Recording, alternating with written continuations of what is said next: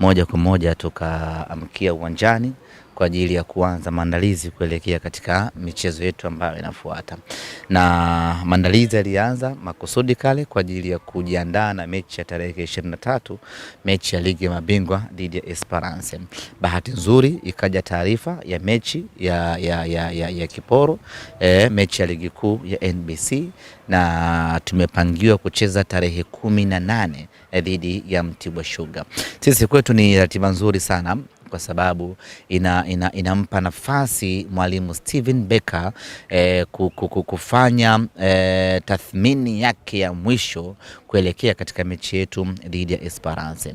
Mechi dhidi ya Mtibwa Sugar tunakwenda kutafuta alama 3, lakini vile vile mwalimu apate nafasi ya kufanya assessment. Je, yale mazoezi niliyoyafanya kupitia Kombe la Mapinduzi, mazoezi niliyofanya wiki moja baada ya kutoka Zanzibar, tumeelewana kwa kiwango gani mimi na vijana wangu kuelekea mechi yetu ya Ligi ya Mabingwa? Kwa hiyo ni mechi muhimu ambayo tunakwenda kupambana kupata alama 3, lakini mwalimu kufanya tathmini yake ya mwisho ya kikosi kuelekea kwenye vita kuu ya dunia. Mtibwa Sugar tutacheza katika uwanja wetu wa nyumbani Meja Jenerali Samuyo Mbweni. Nichukue nafasi hii kuwaalika wana Simba waje waipe support Simba yao, waje waione Simba yao.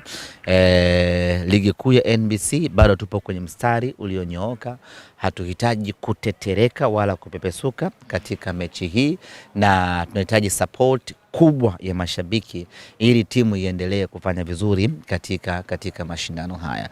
Kwa hiyo mechi itakuwa ni saa 10 kamili na viingilio ni shilingi 5,000 kwa mzunguko na shilingi 10,000 kwa VIP. Wana Simba tufanye kila linachowezekana kufanya, tuje kwa wingi katika mchezo huo. Kwanza tuko nyumbani, lakini pili tunahitaji kupata ushindi katika mchezo huo. 3, tunacheza na timu ngumu.